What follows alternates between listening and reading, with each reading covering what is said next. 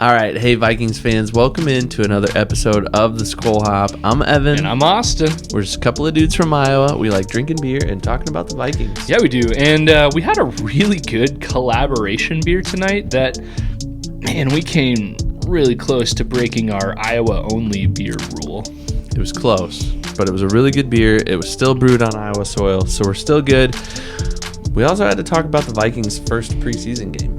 Yeah, and we can really only put so much stock into that because it's a preseason game, but it's always nice to see the Vikings win a football game. Skol. Finally, we previewed this year's Wheel of Purple Punishments. I don't think we've ever done a preview of the wheel, so if you're looking for a treat, you might want to tune in to the second half of the episode. Yeah, I really can't wait to see you do some of those punishments because it's going to be a good time. And it definitely deserved a preview because this year we've got some good ones. Well, wherever you are, whatever you're drinking, grab a cold one. Join us for episode 151 of the Skol Hop. Skol. Skol.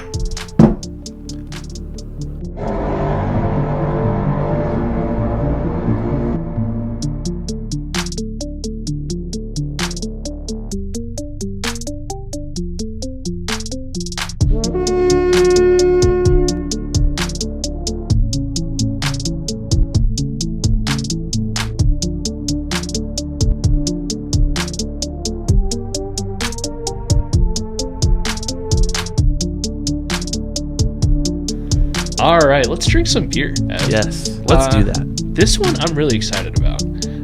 I don't believe we've ever had this one. Nope. I feel like it's got to be fairly new.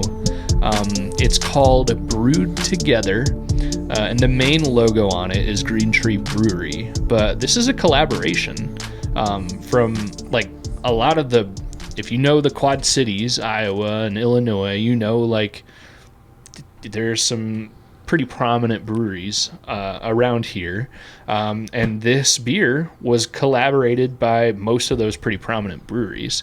Importantly, let's just get this out in the open right now. This on the can, at least, it says it's brewed and canned by Green Tree Brewery in LeClaire, Iowa. So this does follow our rule of, which I don't think we've spoken out loud for quite a while now, but our rule of drinking Iowa-only beers.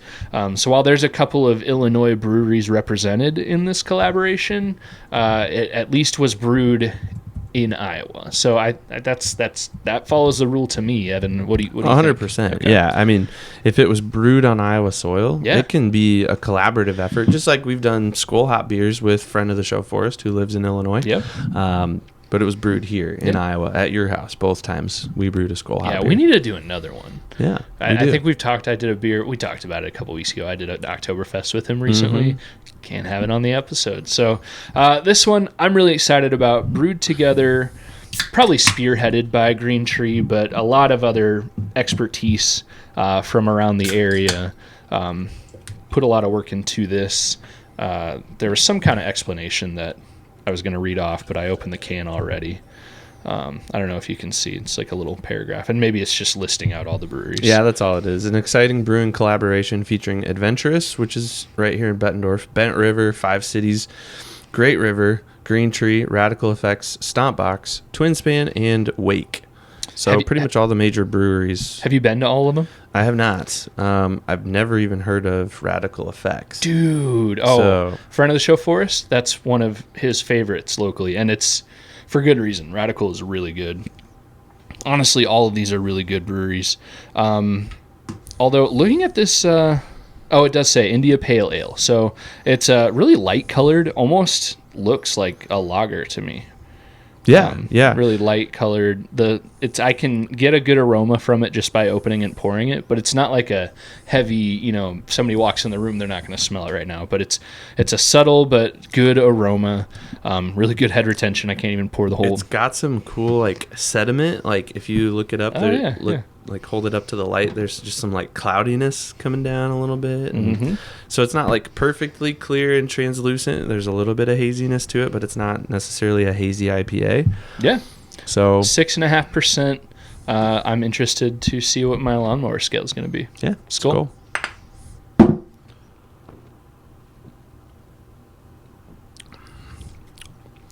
Yeah, that's just kind of right up the middle for an IPA. Oh, yeah. it's a home run. Yeah, that's a solid IPA. Nothing too crazy. They're not trying to like do something super weird with it. Which, I mean, you get how many? 1, 2, 3, 4, 5, 6, 7, 8, 9, 10 breweries collaborating on a beer. You can imagine that can quickly turn into like a too many cooks situation. Mm-hmm. No, this is obviously a bunch of people that know what they're doing in brewing beer coming together and just saying, hey, let's brew really good beer together. So good job to all of those. I think, what did I say, 10 breweries.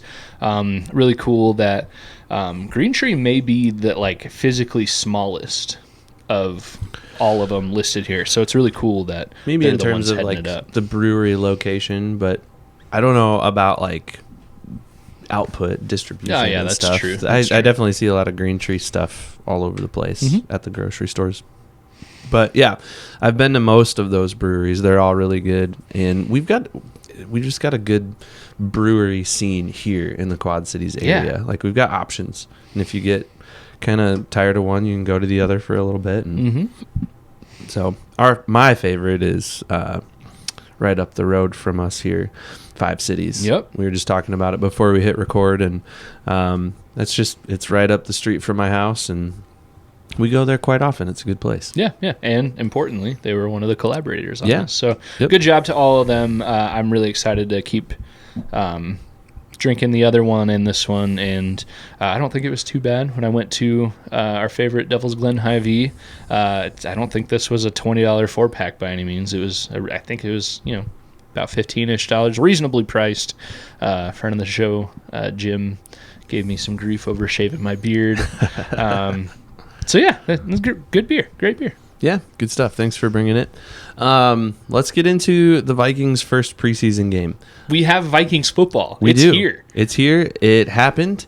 It's preseason, so it's not like earth-shattering news. But it was just good to see football again. It was good to see the guys in pads. It was good to see them flying around a little bit, playing mostly full-speed football. Preseason's always a little weird because guys are holding back a little bit, and then other guys are like going 110% because they're trying to make the team. Exactly. Yeah. So it's kind of this weird product where it's not a true representation of everything. Yeah. And admittedly, neither of us watched the full game because it wasn't televised here, but we definitely saw all of the highlights, and we've kind of digested the results and the box scores and everything.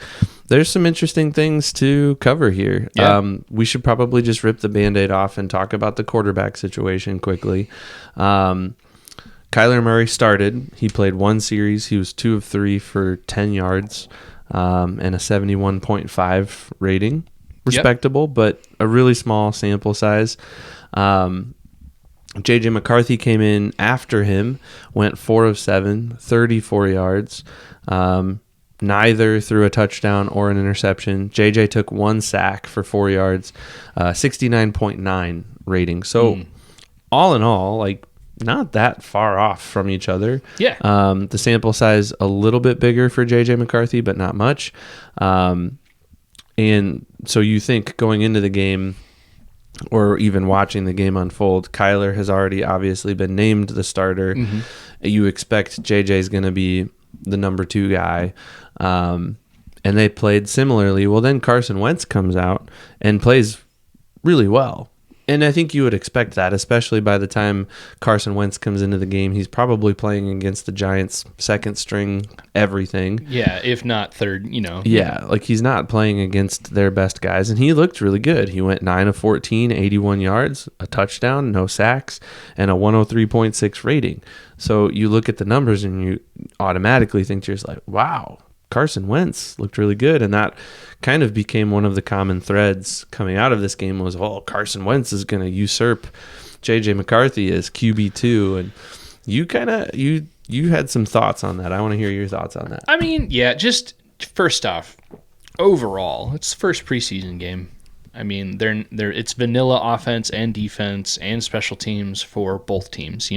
Nobody's out there trying to win the Super Bowl in this, truthfully meaningless game. So yeah, I don't think we've mentioned yet the Vikings won 13-10. I think the only Vikings touchdown was that touchdown pass you were talking about from Wentz to, I believe, Miles Price. And I think that Price catch in the end zone, it was like a one-hander, or it was a difficult over-the-shoulder catch. Not that it was a bad throw by any means, but it was a good play by everyone involved. But still, it's preseason. I'm super happy to have football back. I wish we were... I wish the Vikings like local viewing area stretched down just like another hour or two south to include us where we are, because like you said, it's not televised. Even if we've got Sunday ticket, but that doesn't include preseason games. I'm not going to pay for NFL Plus or whatever service gets you preseason games. I don't care enough. We can find other ways to see highlights or even the full game if we want. The idea that, even if JJ McCarthy had come out and was perfect and threw a touchdown or two touchdowns and 100 yards, or even if he had the same stat line that Carson Wentz ended up with, 81 passing yards and a touchdown, I still wouldn't be sitting here saying like, oh, the Vikings are making the wrong decision with the starter. I don't really put a lot into total stats at all for this game. You like to see things like the running game had a couple of decent runs. Individual athletes looked pretty good. I think Jordan Mason had a really nice up the middle run at one point, which is nice to see. Those individual plays. It's nice to see things like, hey, the entire expected Vikings starting offensive line started and played a few plays. I think most of the starting offense was out there except for Justin Jefferson and maybe another player or two. But like, those are the things you like to see. Those are what you gain value out of. But to say that Carson Wentz solely based off this game should be QB2 because he had 81 passing yards as compared to JJ McCarthy's 34. You got to look at circumstances too, because Max Brosmer was in for two passes. He attempted two passes and then pretty quickly tweaked something in his hand or arm or something. He came out of the game. I don't think it's a huge season-ending injury for him, although that might be the best route for him to stick with the team for the rest of the years if he got injured and was on injured reserve. But I think it was a situation where Wentz came in, played a little bit, broke the rust off, got a little bit, and then it was Brosmer time, and Brosmer was not in for very long because he got nicked up, so throw out Carson Wentz again. You're not going to put Kyler Murray out there because, he needs to be ready and available for the regular season. So Wentz had a lot more opportunity to play, and credit to him, he looked pretty good. Overall, though, I'm not going to get a ton out of a preseason game. Yeah, and you said...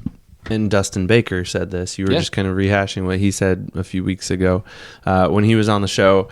You can't put a lot of stock in preseason quarterback play, right? Because you could see a guy that plays really well and then he gets into the regular season and he plays terrible, like Max Brosmer, or vice versa. Like I remember Sam Darnold had some pretty crummy preseason appearances, and again, he wasn't really playing a lot, but he just didn't look great, and his training camp wasn't great either, and then he came out and won 14 games for the Vikings, and then he went on the year after to win a Super Bowl with Seattle. Go ahead and rub it in a little bit more there. But I'm just painting the picture, right? Like, you can't put a lot of stock in the preseason. Now, I would like to offer a counter argument for the QB2 role. Not that I'm not like gonna die on this hill, and I'm not gonna if people want to come after me in the comments, I'm not going to like sit there and try to defend myself. I'm going to make a fake account and just come after you in the comments. Do it. I think Carson Wentz right now is the better option at quarterback too. I think if you're going to name Kyler Murray the starter, and if you want to win football games and you want consistent quarterback play, if Kyler Murray goes down, your best option right now is Carson Wentz. And I think he showed that. I think the stat line showed that. And again, I've already given the caveat that he wasn't playing against really anybody notable. But he proved that in 5 or 6, whatever it was, regular season games last year, even playing through some pretty gruesome injury towards the end of that stint before they gave the reins to J.J. McCarthy. So I think Kevin O'Connell has a ton of respect for Carson Wentz. and I think he can relate to Carson Wentz in a lot of ways, and I wouldn't be surprised. Like if it were announced that Carson Wentz was QB2, I wouldn't throw in the oh my stars. You should throw it in right now. I'd just be like, nah, okay, cool, that makes sense actually. Like I would not be shocked at all if that happened. Now, I also wouldn't be shocked if they named J.J. McCarthy QB2 and Carson's that emergency QB3 practice squad guy, and Max is on the fringe, on the outside looking in, perhaps. I don't know. But I don't know. It's. I think it really comes down to how Kevin O'Connell wants to play his chips, and if he wants to save face a little bit with the J.J. McCarthy decision, because it sounds like he was involved in that decision. He knew what they were getting into. And if he wants to save the embarrassment of, oh, yeah, man, that 10th round, first round, 10th overall pick didn't really pan out for you. If he wants to avoid all of that, he'll put J.J. McCarthy at QB2. But if he doesn't care about that, then I think the wise option, the smart option is Max Brosmer. Or not Max Brosmer. Oh, man. Carson Wentz. Definitely not Oh, Max no. Brosmer. Oh, my. That's where we put in that sound effect. Yeah. I mean, Mic sure. drop. Sure. The argument is there to be made. I'm still of the mindset, if McCarthy was even close to being a discussion for QB1, then the depth chart should look Kyler Murray, J.J. McCarthy, Carson Wentz. And, I mean, you never know. It could be a very short leash on QB2 for J.J. McCarthy. The fact of the matter is, I think if Kyler Murray goes down, unless J.J. McCarthy really figures it out, the season's not really savable too much. Although we did just watch a Vikings team in 2025 have really up and down, mostly down quarterback play and still end up with a winning season. So I'm not too worried about that conversation right now about who's going to be QB2. Honestly, it doesn't really matter to me too much. I just want whoever is playing, whether it's because it's Kyler and he starts every game because he grabbed the spot and never let go, or if it's somebody else because there's an injury. I want the Vikings to win games. We're still young, Ev. We're still young men at 35 years old. But man, 50 seasons is not a ton of seasons, and that is a ton of years. I don't want to be 80 before the Vikings win a Super Bowl. So hopefully they get this quarterback situation figured out before too long. Let's hope. A couple other just offensive highlights really quick. Will Reichard was perfect. Not that that's all offense, but special teams, but you got to get there. But they drove down the field and got him in position to knock in a few, and knocked in a few extra points as well. So that was good. The run game looked good. You already referenced a big run by Jordan Mason, so that was great. The Vikings always have that one, and oddly enough, I think I've said it before, they've always had that one running back that comes out and there's usually a Z in his name somewhere. And this year that's not the case, but there's still the running back. He just doesn't have a Z in his name. Damon Claiborne really coming on strong and looking good. So he's one to keep an eye on. He could end up in that RB3, maybe edging out Xavier Scott. Perhaps he got more reps just because Xavier Scott is already the kind of the proverbial RB3.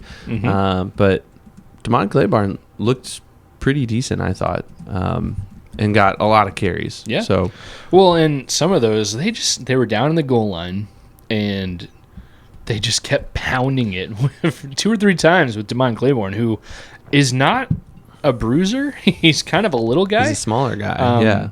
And it was kind of interesting. He's 5'10", 188, says ESPN.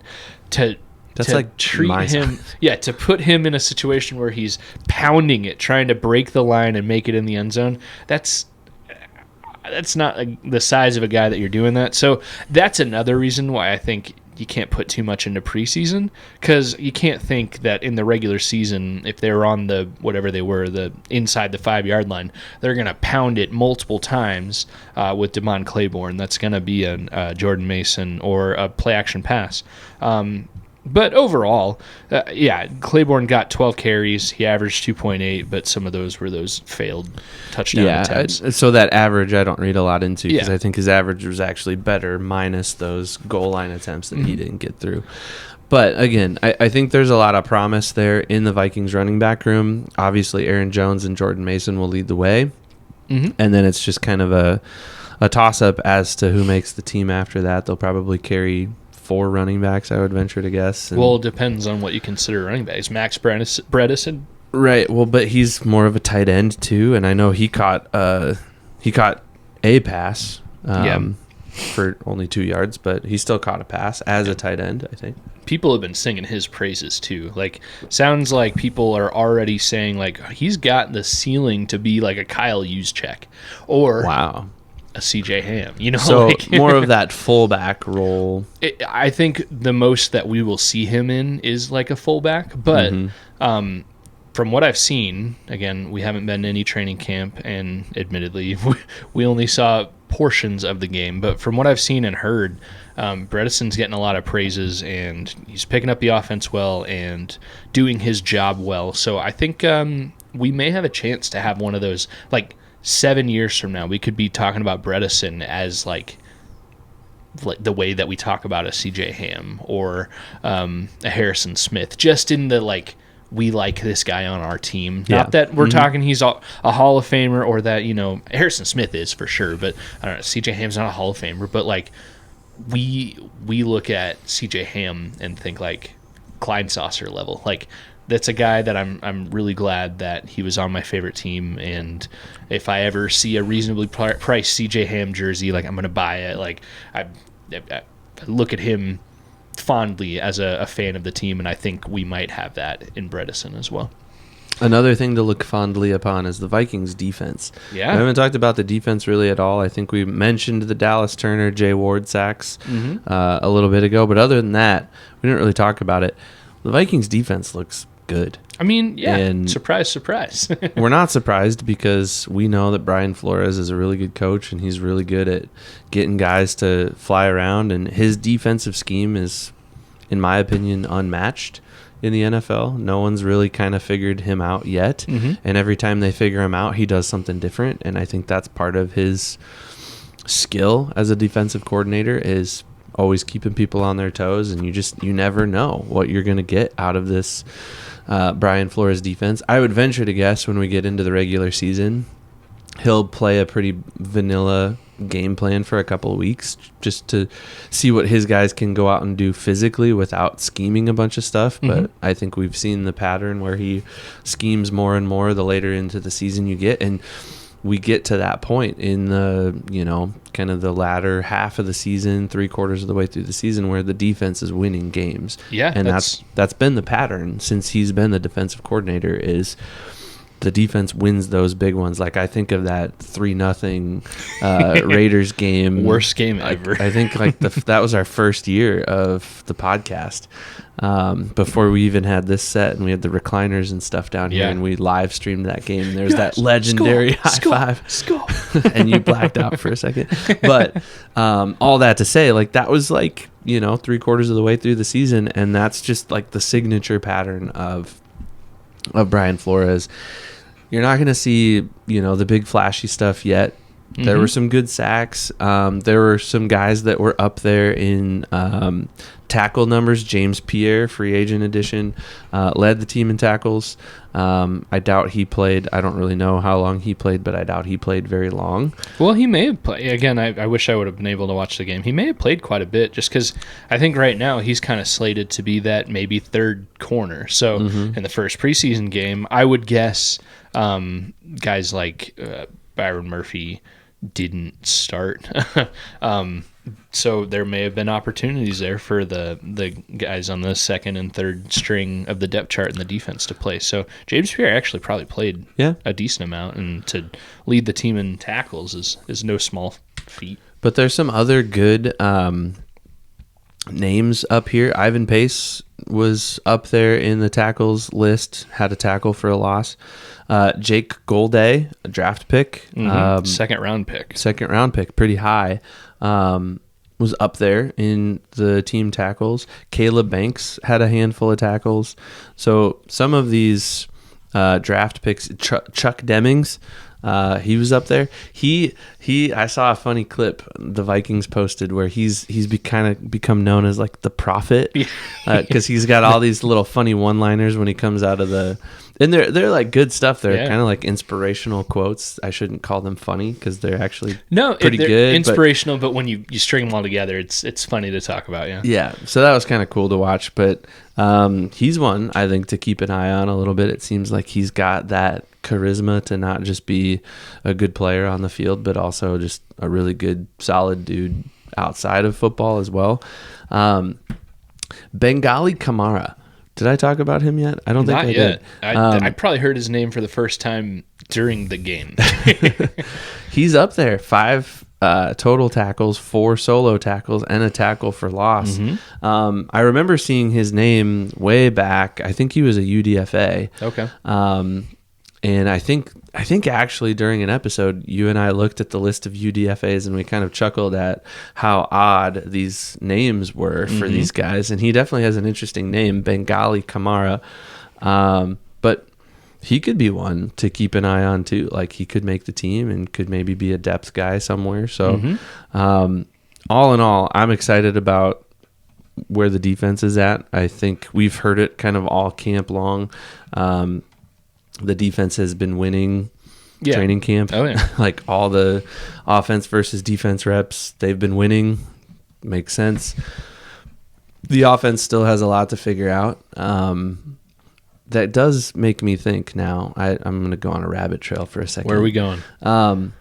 It makes me think that if that consistently happens, because I feel like that's happened a couple times in the past couple of years now where the defense has performed better than the offense in camp and in preseason.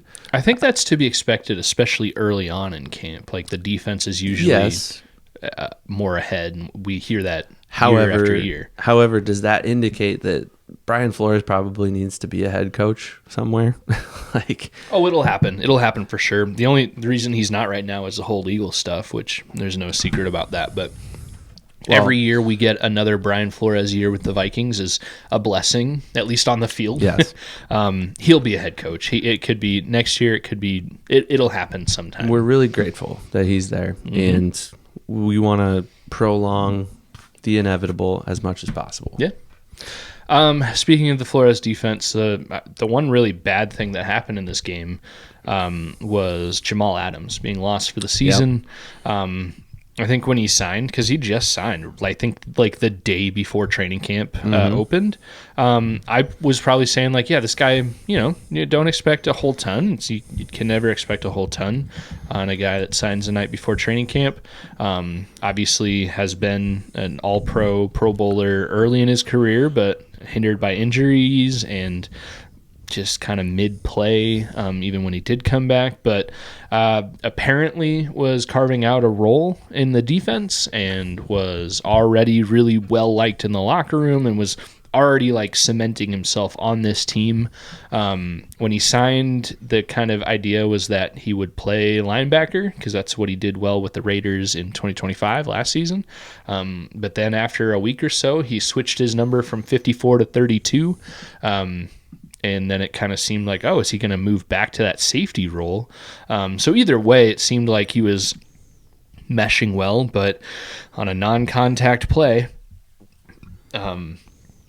he was in coverage chasing a receiver and just went down and grabbed his right leg. I think it was his right leg, and carted off. And I think that was right before halftime because Kevin O'Connell gave like a interview as they were walking to the locker room, and it seemed like even then they knew like maybe not the specific details of the injury, but like knew like it wasn't good. Because even in that halftime interview, Kevin O'Connell he said things like, "Man, we're just gutted for him. We feel terrible for him," which it wasn't too long after the actual injury happened, but sounds like the injury was something like a torn quad. Oof, that sounds awful. And I think that was like the first major injury he suffered in like 22 or 23. And he's talked publicly that when he had suffered that last one, it was like really tough to come back from. I mean, your quad's probably one of your biggest muscles in your body, like, and to be an athlete and run around, that's got to be the most painful thing ever to experience when it happens. And then, like, I mean, it needs surgery. Like, it's got to be one of the more tough things to come back from. So, given his age and injury history, I would love it, but I'd be surprised if he really came back, which sucks because it seemed like he was on the upward trajectory of making some waves on this team this year. The way they were talking about him kind of made it sound like they expected him to make an impact this year similar to what like Eric Wilson made on the team last year, enough to get re-signed, and now Wilson's expected to be a starter. So really sucks. And not to go too dark, but last season, the Vikings had an incoming free agent join the team and then suffer a season-ending injury in the first preseason game in Rondale Moore.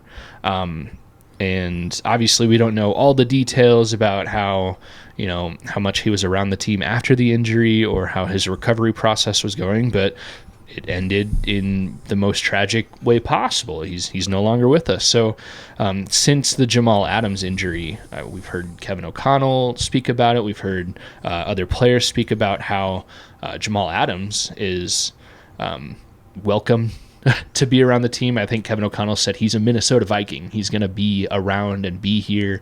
He kind of alluded to the fact that reporters and fans would see Jamal Adams around the team this year. So, again, I don't know how the situation last year went down with Rondale Moore, but I wonder if that is kind of forming the mentality of how the team is going to wrap themselves around Jamal Adams this year. Because I can't imagine being a player whose livelihood relies on your body, and then you get a minimum 1 year taken away from your career on an injury that won't be easy to come back from. That's got to be mentally just the toughest thing in the world. So good for the Vikings for at least publicly seeming like they're going to wrap themselves around Jamal Adams and welcome him in. He's still a member of the team, but just gutted for his prospects this year. Yeah, and you got to believe the Vikings are going to follow through on everything they say they would do. The Vikings consistently score very high in all the player surveys in pretty much every category. But I don't know, especially since KOC has taken over as head coach, I don't know that you're going to find too many players that say my experience was bad in Minnesota. Yeah. So I think they'll always try to do right by the players, even if they get hurt like this in the preseason like this. I was actually at the game that Rondale Moore got hurt, and I remember thinking to myself, like, man, that really sucks because, he was kind of he was going to be that wide receiver 3, like that. There was thoughts that was kind of the role we expected him to play, and obviously Justin Jefferson and Jordan Addison were going to be 1 and 2, and then it was just like, all right. And I mean, I think it had to have been the first or second quarter. It was before the first half, and it was on the sideline that I was sitting on. Man. We're sitting on the side where you and I sat for the very first time, kind of up on that behind the home bench, and it was just. It was not good, and it took a long time for them to get him off the field. And, obviously it ended even more tragically than that, which is really sad. Hopefully nothing like that happens ever to any other player. But and again, for all we know, the team last year wrapped themselves around Rondale and treated him as well as you would expect. We just don't know how that relationship was, but you got to think that's in the minds of decision makers with the team, and will probably at least somewhat shape how they go about this year with Jamal Adams. Yeah, and it's something like, even as a coach myself, I talk with my athletes all the time about, like, your identity is not wound up in who you are as an athlete. That's something you do, but it's not who you are, And that's, I think, a really important message to get through to young people, you know, because they put a lot of stock in themselves and in their bodies and in their ability to go out and perform. And then stuff happens in life and they can't go out and do it. And it could be a physical injury, but, you know, there's also a lot of other stuff that goes on. And, you know, there could be like emotional or mental or whatever. And it's just, you know, I have to have that conversation with my athletes all the time. Like, you are so much more than just an athlete. Yeah. Like, that's something you do, and that's great. And it's good that you give a lot of effort to that and you pour your heart and soul into that. But it's not who you are at the end of the day. So, good message for anybody out there that's listening. You're so much more than what you do, right? Yeah. Something we do on the podcast that maybe we regret doing. I've never regretted it. In the moment, I've thought maybe this purple punishment wasn't the greatest, but you know what? Watching back at every single one of them, I like them. It's pretty funny. We do purple punishments. In the last episode 150, we made our picks. So we go through the Vikings schedule every game for 17 games, and we give our picks, win or loss, what we think is going to happen. There were a few games where we were similar, where we picked the same outcome. There were other games where we picked opposite outcomes. If we are incorrect in those picks, so let's say that the Vikings win the game, but we predicted that they would lose the game, then we have to spin the wheel. Or if that situation was reversed, if the Vikings lose, we predicted a win. If we both predicted a win and the Vikings lose, we both spin the wheel and we both do the punishment. Same thing, vice versa. If only one of us predicted incorrectly, then only one of us has to spin the wheel.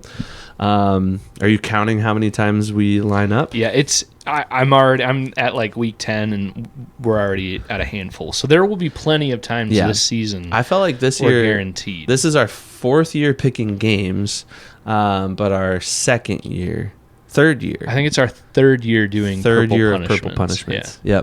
Yep. So we've done this a handful of times now, but we thought that it would be kind of fun to reveal to you, the audience, what those punishments are. Yeah. So we're going to reveal that to you now. I'm actually going to pull it up, and I'm going to screenshot this so that you can see what these options are. And this is our wheel. This will be the wheel that we spin. I guess I'm assuming a lot about how you're going to put this on the screen. But yeah, this is an idea kind of taken from Dude Perfect a little bit with their Wheel Unfortunate.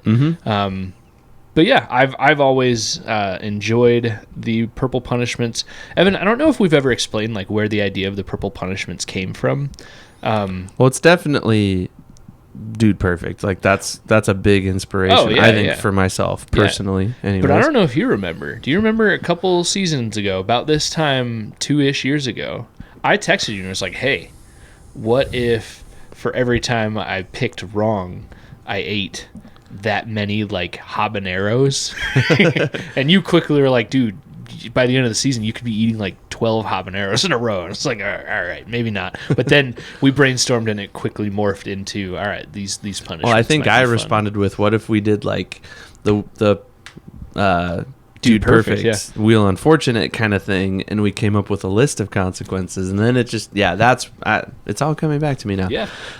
So you can see on the screen right now, the wheel is slowly spinning around some of the things. So you'll see some things on here that have been on here before, like a pie in the face. That was one on the list. Have we ever done that? But we've not actually done that. Yeah. So, but what we'll do is we'll buy whipped cream and pie tins, and if that's what happens, we'll just do the whole thing. It just passed child's chair. We did that one right down here. We have my kids have a little table and chair set that we brought down here, and we sat uncomfortably. My tailbone hurt for like a week after that, but we did it. We sat in child's chairs. Let's just go down the list. All right. So this will be the official list this year. I don't know. Do we have any? I think we've got a couple new ones and definitely a lot of returning ones. But what's the first one, Ev? So you can see the list over off to the right. I'll leave that up here on the video. Eat something spicy. I love it. We did this last year. You got spicy cashews or almonds, cashews, some jar of nuts that I think we've done Eat Something Spicy twice. Each of us have done it. Yep. The first year it was just a jar of like pickled jalapenos, and I did like a lid full and loved it, and then took it home and ate the rest of them. Yeah.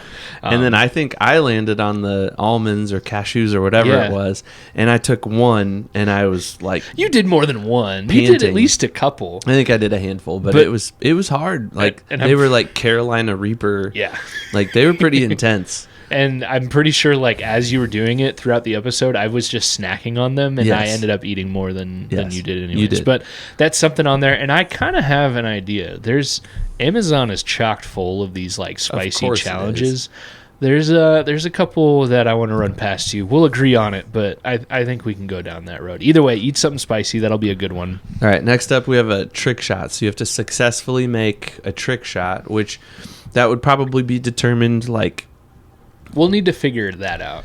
But I think it's like you get a ping pong ball, you get like the pots and pans, and you get a cup at the end, and you got to like throw it, and get it into the cup. Yeah, something we could shot like that. Quickly put together during the episode, but then, I mean, just because something's simple doesn't mean it's easy. So we'll figure that out for sure. Actually, listeners, if you have an idea for like a trick shot, let us know, and we'll consider it. Something we could do like immediately, like with basic household supplies. Next up, fake beard. You did that for a whole episode. You have this like wonderfully knitted out of yarn Viking beard that you wore, and you have a beard anyways. It's coming back slowly but surely. I shaved it, but that was an interesting dynamic. I remember it being really itchy. That'd be fun to go back and drinking beer while wearing that was a little bit more challenging. Anybody that has a beard like I used to with a little bit of length, you get used to like pulling little hairs out of your mouth every once in a while, but it's still not fun. But that was definitely in play when I wore that fake beard. All right, next three here. We have Lions, Bears, and Packers jerseys. Yeah. So we bought on eBay, I think, some really cheap, but still gross and disgusting. The Bears one is legitimately disgusting. That one's like... It's got stains on it. Yes. We've been saying for over a year now, it probably needs to be washed. I don't think it's been, been washed. It's sat here on the floor in my basement. It's definitely not been washed, but that is a punishment if you have to wear the jersey of a divisional rival. Yeah. That's tough. And the NFC North, man, like... Give me any other jersey. Give me a Colts jersey. Give me a Jets jersey. Give me a Browns jersey, for Pete's sake. I'll wear it. I have a Brett Favre Jets jersey. Do you It's really? actually pretty cool. Yeah. I remember that. Yeah. You should wear that sometime. That'd maybe. But these jerseys are just like, it's a punishment. Like, the Lions one, the only saving grace is that it's a TJ Hawkinson. Yeah, but it's still a Lions jersey. And importantly, Lions fans are the worst fans in the history of sports fandom, without question. The Eagles fans are close, but Lions are the worst. All right, next. The cinnamon challenge. I'm going to move on. We're done. I just had to get that out of the system. You did the cinnamon challenge. Yeah. It was bad. It was bad, but I feel like... So I knew I was going to do it, and I looked up, like, ways to do it. And, I mean, I didn't cheat, but... It wasn't terrible. It could have been so much better, and it could have been worse, but I definitely looked up how to complete that challenge and may have cheated. So but I did it. The next one is waxing some body part, and the very first time we did it. We both did it, right? We both did it in at this live podcast event. No, we had done it before. Oh, we did it here, but then we did it at that live podcast event too, and we just waxed each other's like calf, and it wasn't that exciting. Yeah. So last year we upped the ante and we waxed each other's armpits. And I think mine is still recovering from that. I didn't give you a good pull. I just tugged by accident. I apologize, and I'm still sorry about that. However, I think we keep it. I think we keep it in the armpit. Yeah, agreed.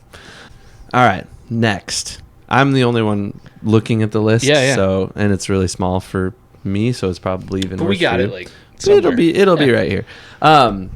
Waxing the armpit, whatever. Sippy cup. Yeah. Drinking a beer out of a sippy cup. So instead of these nice steins that we got, you got to drink it with a little and they're like those things. I think we did it with like swirly straws one time. Which we definitely was did the goofy. silly straws.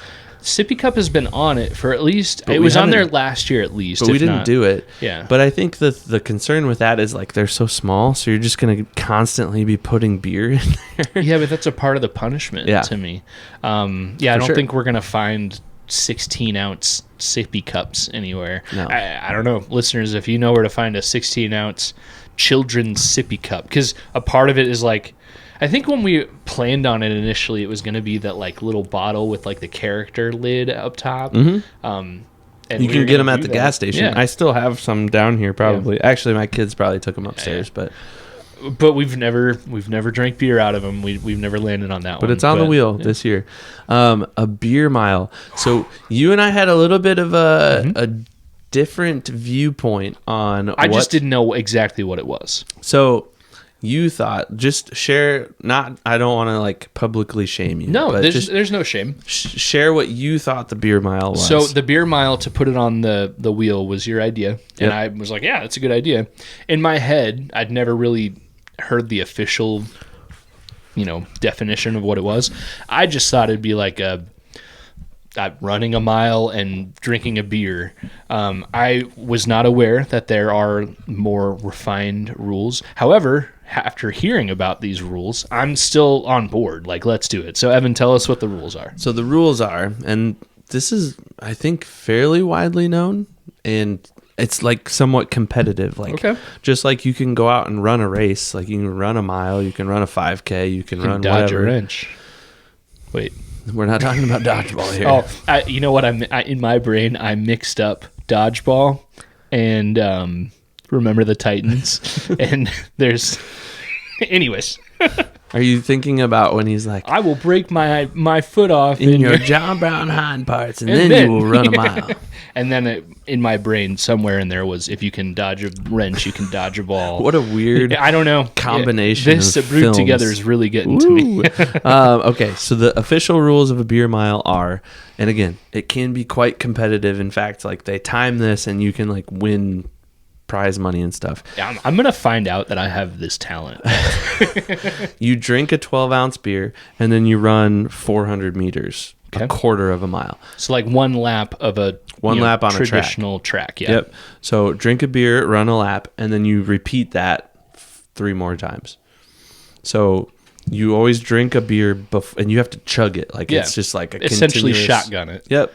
And you drink it all, then you go run a lap, then you come back and drink more, and then you got to drink a 4th beer before you go into your final lap, and you see how fast you can do it. Mm-hmm. So if I land on a beer mile, I'm a running coach. I'm going to make no promises, no guarantees. But I'm not going to puke at the end of my beer mile if I have to do it. I don't mind if I puke. I don't like puking, but like I'm going to puke. What's a decent time? Does puking eliminate you? No, puking doesn't eliminate you. I feel like a decent, like a regular dude's mile. I feel like 8 minutes is probably really okay for like a regular dude that doesn't run all the time. 7-8 minutes? I'd maybe go a little bit, 8 to 9 minutes. Sure, we'll say. Somewhere in there. So a beer mile... I'm going to say at least 10 minutes. Yeah. I'd be happy if I got 10 or 11 minutes in a beer mile. Well, I'm just thinking of my chugging abilities. Like, I think I could run a pretty decent mile. I could probably run a sub 8-minute mile. Sure, I'm fairly confident in my abilities to do that without the beer. But to stand there and chug a beer, I cannot. I'm not a chugger. Me either. I can't I physically have never mastered the like shotgunning a beer. So I don't think... That's where I would lose time, is in drinking the beer. Does it have to go in that order? Beer, lap, quarter, beer, quarter. Lap, beer, you lap. Couldn't do mile, lap. 4 beers. No. 4 beers, then a mile. You couldn't do 2 beers and then half a mile. Like it's got to be okay. I'm glad we're talking about this now. It's got to be every other, and I'm okay with that. Yep. I'm just glad that we're setting these rules now. And this is one where we have to put a little asterisk next to it, because most of the purple punishments are ones that we want to be able to do in the moment right now. We've got the supplies here. We go out and buy them before the season, so we're prepared. And then if we land on it, we just pull it out and we're like, all right, this is what we're doing. This one, It would be we land on it, and we've got to do it before the next episode.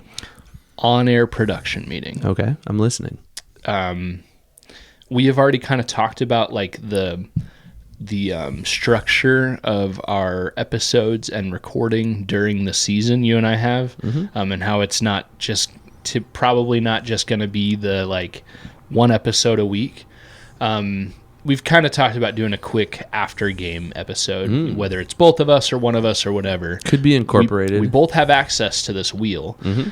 We could, right after the game, we'll know if we have to spin the wheel for that upcoming week, whether it's, again, one of us, both of us, whatever, right after the game, that could be a part of that quick post-game episode, spinning the wheel. And then logistically, if we spun the wheel right after the game, we know, hey, Austin's got to do the beer mile. There's the opportunity a couple of days before we actually record the episode that we could plan that out.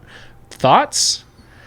I'm open to that. Okay. I think there's a few more logistics we'll need to hash out, probably off air, as of like where specifically we go and like how we go about doing that. But yeah, I think there's a couple of other punishments. There's reasonable. Like the beer mile will need a little bit more thought than just, I got to put this rival jersey on really quick, or I got to eat this spicy thing. It's not something really we quick. can grab in 3 seconds and just do on an episode. We'll hash all that out. But yes, the beer mile, it's an interesting addition. I'm excited. I kind of hope I land on it. It'd be fun. It'd be fun. You'd have to drink I think it'd be more fun if I land on it than if you do. And I kind of really hope we both land on it. And then we got to get like the wives involved on like filming everything. That would be interesting. All right. Moving on. We're only like halfway through the list right now. Some of these we'll just power through. We'll power through. BB gun, you got to get shot either in the butt or in the stomach with the BB gun. I think it's just really anywhere. Those are the obvious choices. Yes. Importantly, last year we both did it, and friend of the show Forrest was on that episode, and he filmed it. Yep. I think he may have even shot. Either way. We shot each other. Yeah, he filmed it. And he filmed it. Yeah, I think that's how it worked. Ice Bucket Challenge. Ooh, is that's on a the new list one. this year. That's a new one. That's kind of become this like resurging trend with celebrities especially, but you know, the big ALS Ice Bucket Challenge from like, I don't even know, was it like 2018, 2019? Something like that. And then this year, importantly, because of Chris Johnson, the former Titans and Cardinals running back. So that's on the list. We could definitely find ourselves doing that. The next handful, I think we've done a handful of times.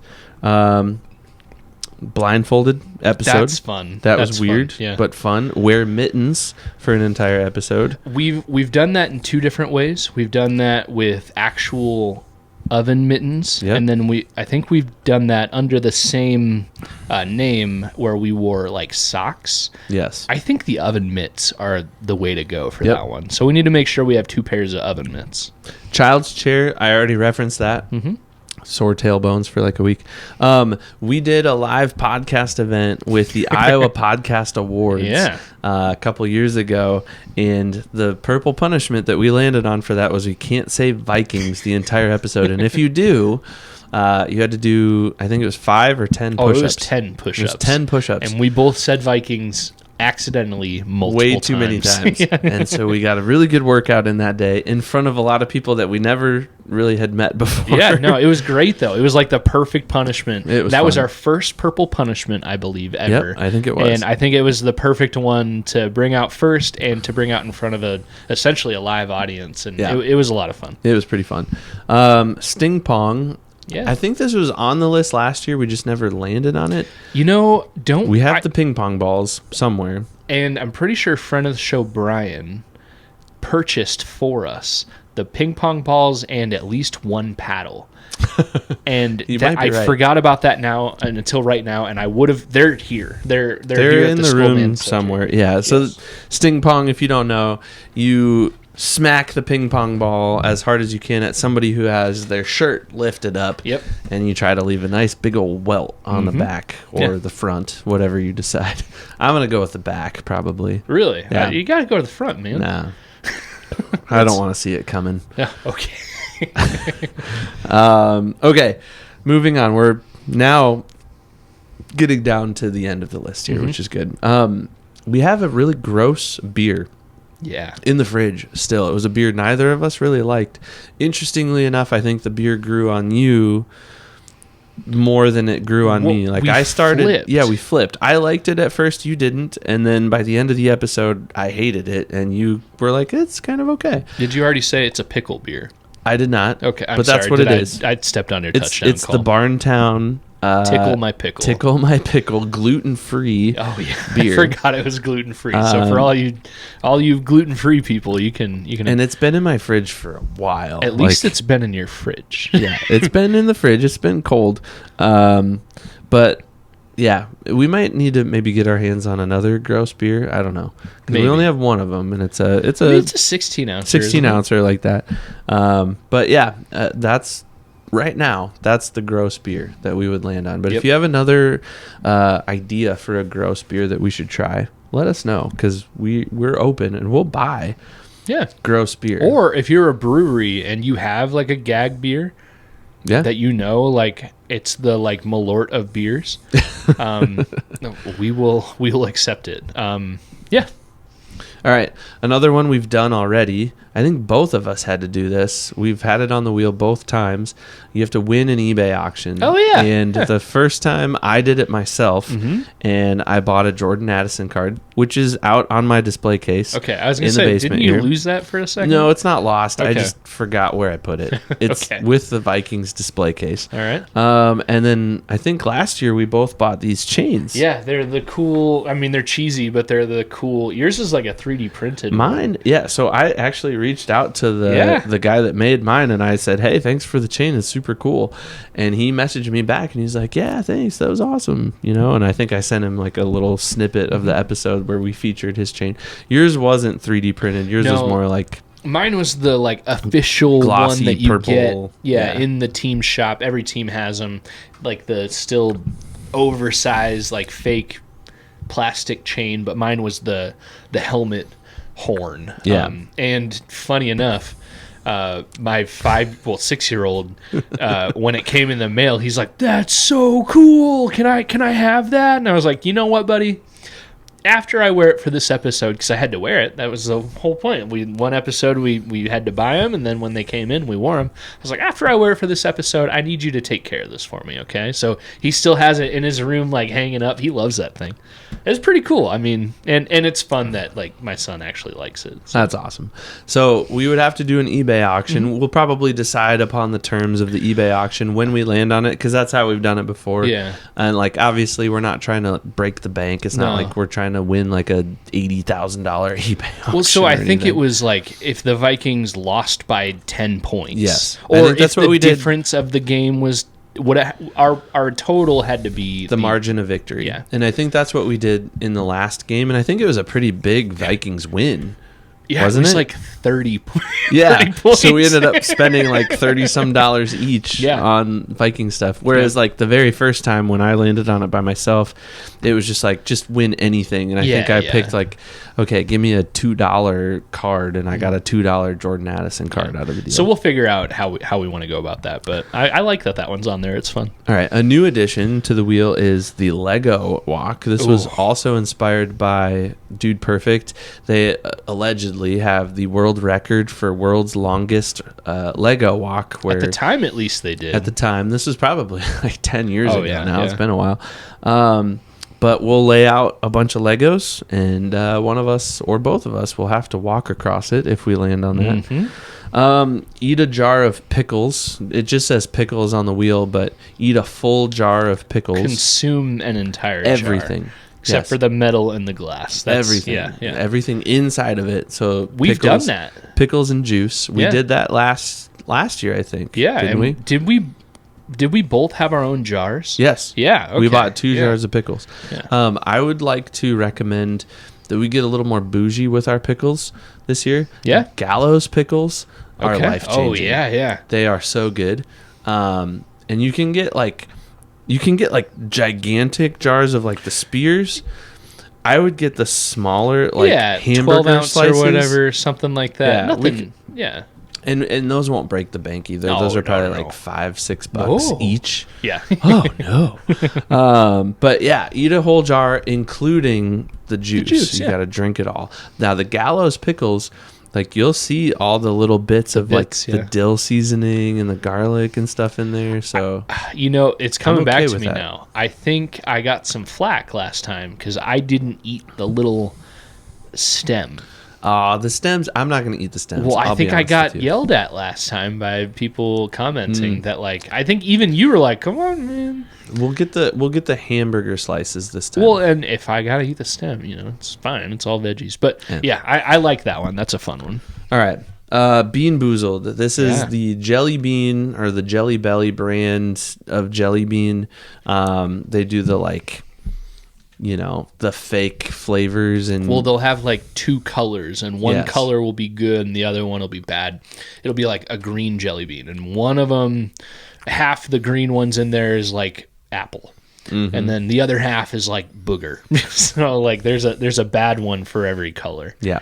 How do we want to do that? Because they make like the Bean Boozled and they're just in the little like packs, individual packs.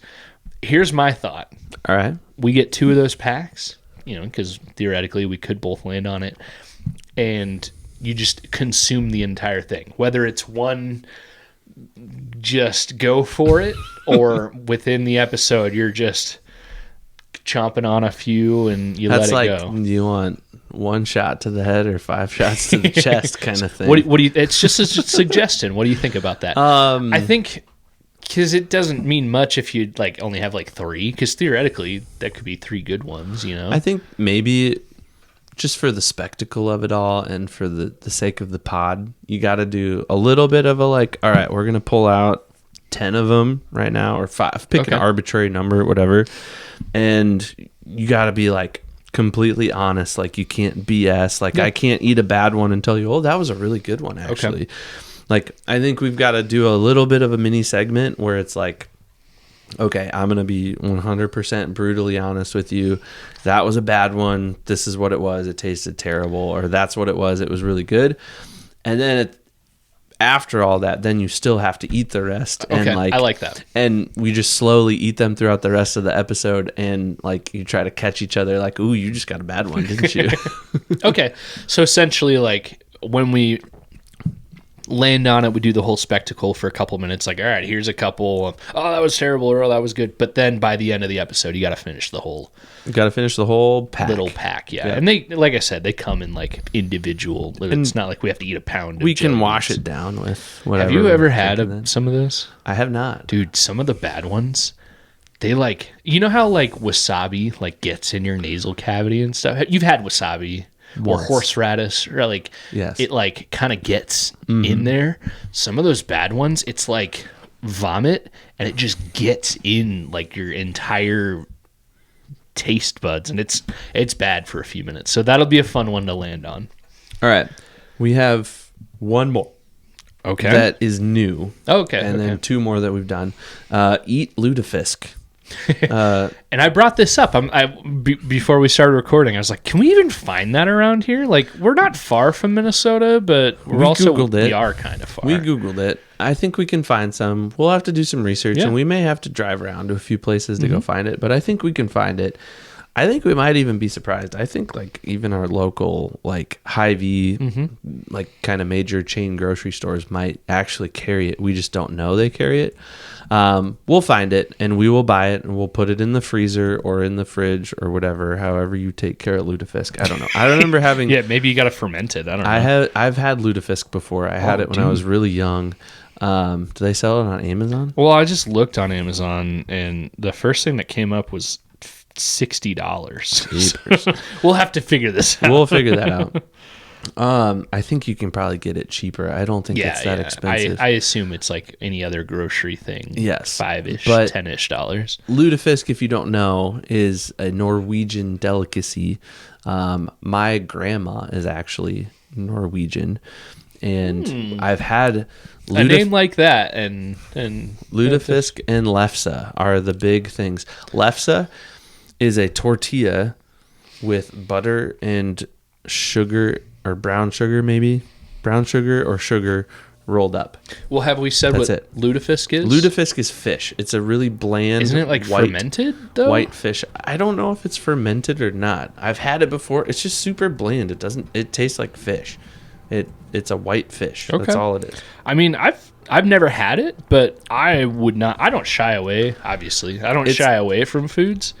Aged, dried white fish, says Google. I don't think it's fermented necessarily. No, yeah, it's soaked in a lye solution. Nothing that I'm seeing here says fermented. That's the thing with lutefisk. It's soaked in lye.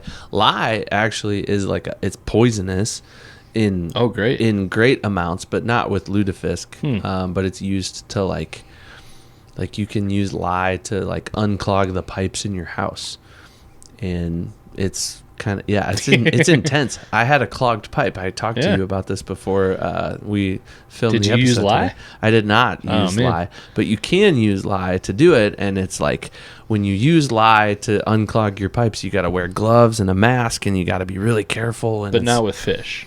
But not with fish. I think I think the amount of lye they use is small. Mm-hmm. It's like a diluted lye type of mixture. All right. But anyways, lutefisk, not that bad. I've had it before. It's just, if you've eaten fish before, you'll be like, nah.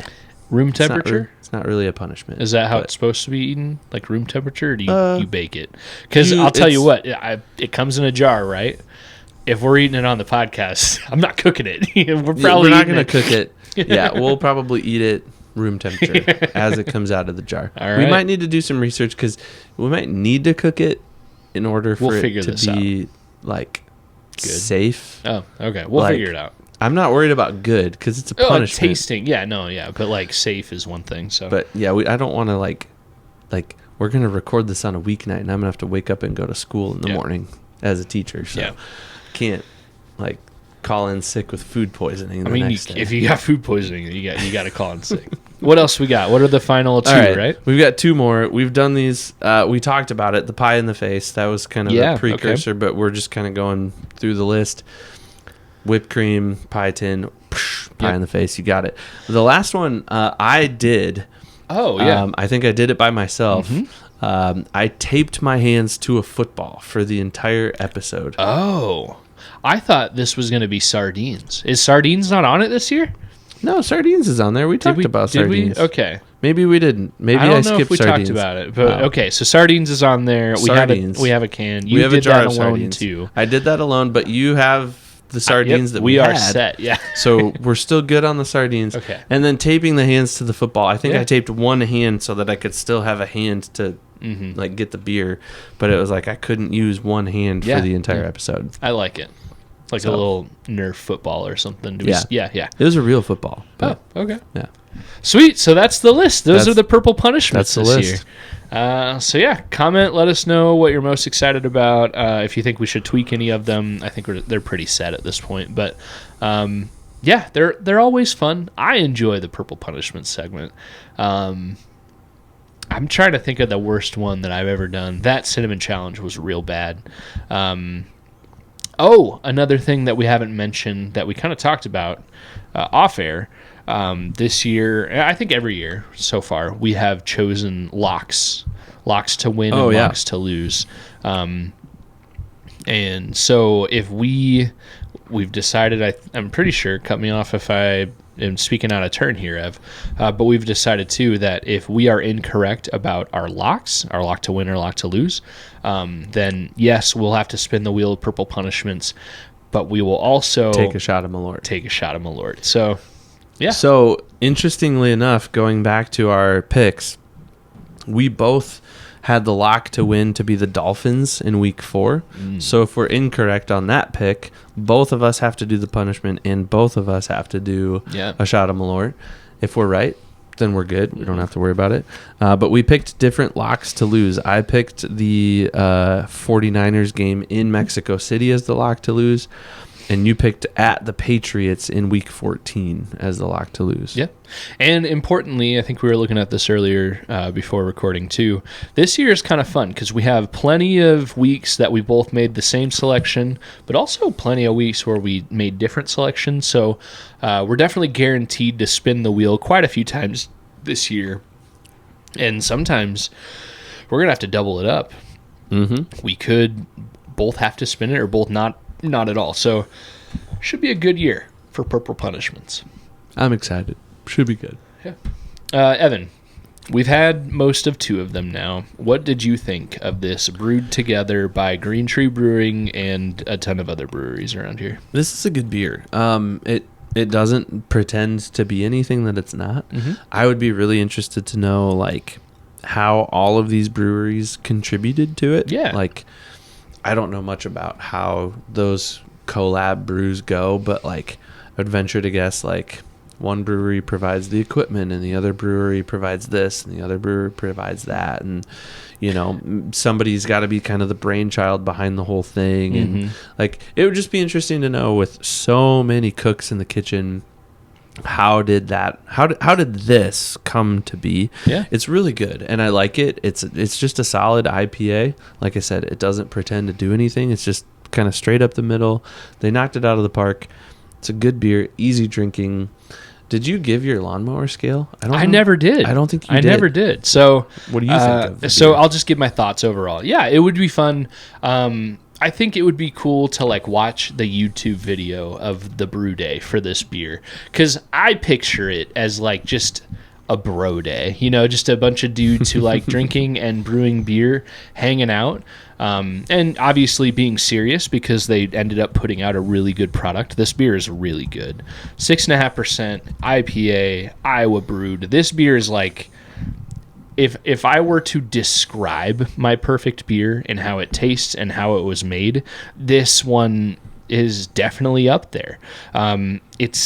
It's just a nice, refreshing IPA. I think you said it. It doesn't do anything. It's not trying to be anything it's not. It's just a really solid, traditional IPA, and it's really good. So, lawnmower scale, this one is right up there. And it's kind of funny. I did mow the lawn today, and it was a tough mow because I have a push mower, and it was pretty long. It's been so rainy around here, you probably haven't been able to. Yeah. And I probably went like a few days more than I should have between mows because I tried to bag it in the first half of the front yard, and it was just clogging up. After I'd do one, I'd go up and down and then have to clear out the bag, and then I'd go up and down again and have to clear out the bag, and eventually about a third of the way through I just ditched the bag. But then it was all clumpy and everything, so then I put the bag on after I was done and had to